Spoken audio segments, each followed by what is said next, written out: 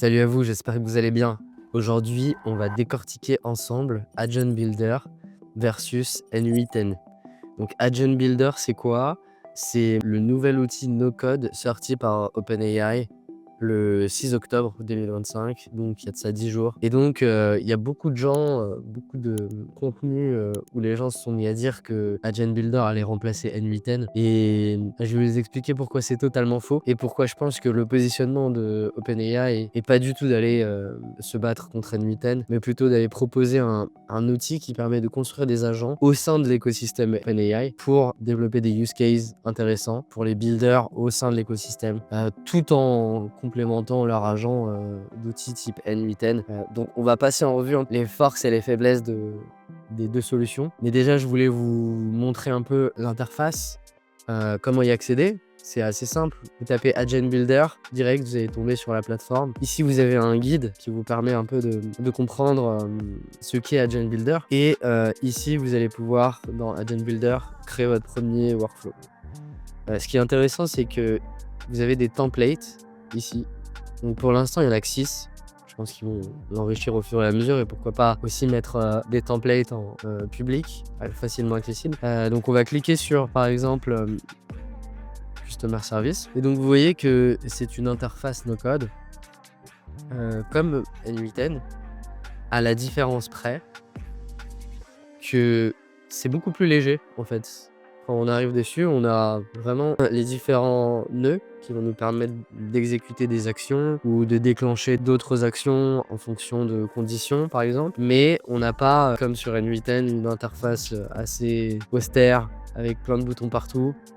Je rappelle que sur N8N, il y a plus de 500 nœuds qui sont disponibles, donc vraiment à peu près toutes les applications tierces que vous imaginez sont présentes et utilisables sur N8N. Il y a des clés d'API à renseigner pour interagir, alors qu'ici, pas besoin. En fait, dès que vous avez créé un compte OpenAI et que vous avez, il me semble, créé un compte développeur, vous avez accès à Agent Builder. Donc si on reprend mon plan en termes de facilité d'intégration, d'utilisation, AgentKit, c'est une interface qui est super simple. Vous pouvez créer un agent en quelques minutes. Voilà, vous avez juste à cliquer sur Publish.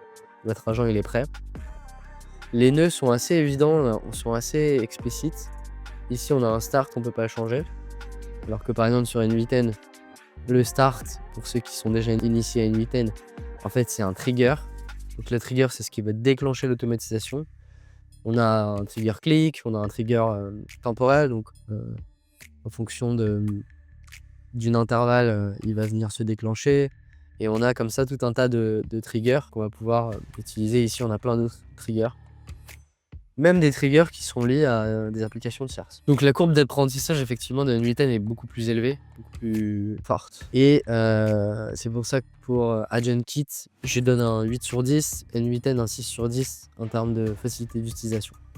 Donc là, 2 c'est les triggers dont on parlait.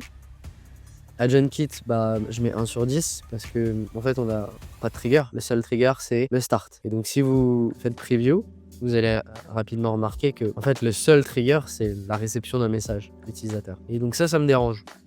Parce que la puissance d'une automatisation est conditionnée à ces triggers. Parce que plus vous avez des triggers divers et variés, plus vous allez pouvoir déclencher des automatisations. Donc si on repart sur le Notion, voilà, je mets 1 sur 10 pour les triggers et N8N 10 sur 10. Comme je vous ai montré, il y a plus de 100 triggers. On peut aussi recevoir des webhooks, donc des événements en temps réel. 3 intégrations outils. Donc là où j'aime bien AgentKit, c'est que on a la possibilité d'ajouter des outils à un agent. Donc là, je vais fermer la preview.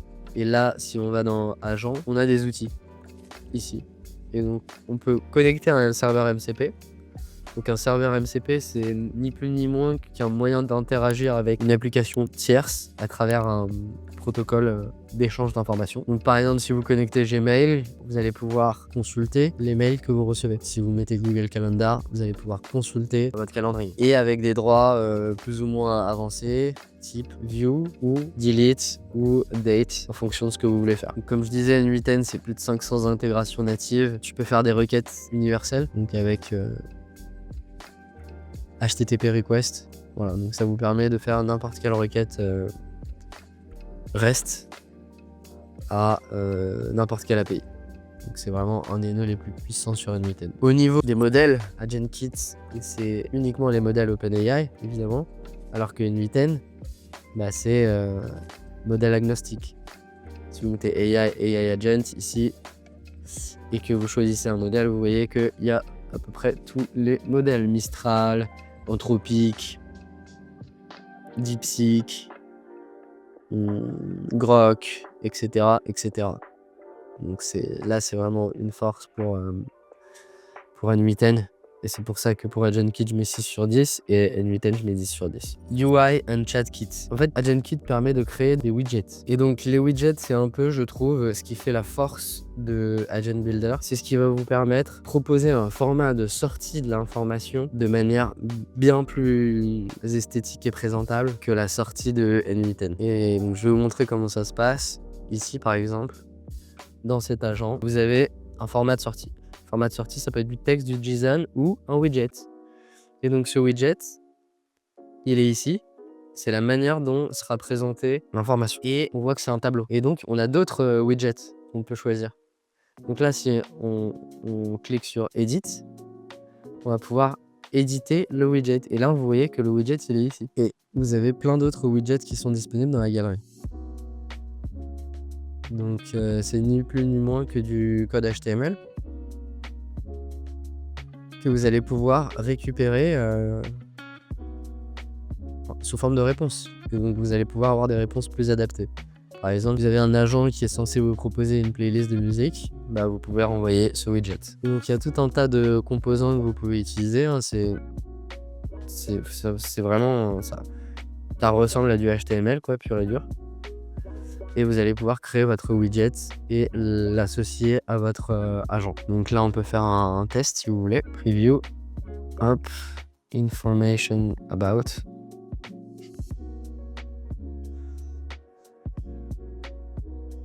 Donc on voit qu'il y a l'agent de recherche web qui renvoie les informations à l'agent qui va summarize. Et comme on peut le voir, on retrouve bien en réponse le widget. Donc ça, c'est vraiment pratique et c'est vraiment innovant par rapport à N8N. Donc je mets 9 sur 10 à AgentKit et 5 sur 10 à N8N. Bon, sur le déploiement et le contrôle, AgentKit, on va faire simple. AgentKit, c'est sur le cloud d'OpenAI. Donc l'avantage, c'est qu'il n'y a pas de gestion de serveur, pas de maintenance. Par contre, on a moins de contrôle sur les données. Et N8N, comme vous le savez, c'est open source. Donc on peut le self-host ou alors on peut l'utiliser en cloud. Donc les deux options sont possibles. Et donc je mets 10 sur 10 à N8N et 7 sur 10 à AgentKit. Donc en récap global, on est sur la moyenne pour AgentKit et N8N qui a une bien meilleure note pour toutes les raisons que j'ai évoquées. Mais encore une fois, attention parce que c'est vraiment deux outils qui sont complètement différents, même si en apparence ils peuvent sembler similaires. On va les utiliser de manière complémentaire pour des cas d'usage très très différents. Ou alors voilà, de manière complémentaire sur un même cas d'usage, mais faut pas les mettre en concurrence. Donc si tu veux rapidement prototyper dans l'écosystème OpenAI, tu choisis AgentKit. Et si tu veux plutôt avoir un contrôle total sur des automatisations assez complexes, assez poussées, là tu vas partir plutôt sur N8N. Donc voilà, j'espère que ce petit tuto vous a plu. N'hésitez pas à m'envoyer un message pour me faire un feedback. N'hésitez pas à vous abonner à mes différents réseaux pour me soutenir, pour avoir plus de vidéos comme ça. Et puis je vous remercie, je vous dis à très vite pour une prochaine vidéo. Ciao.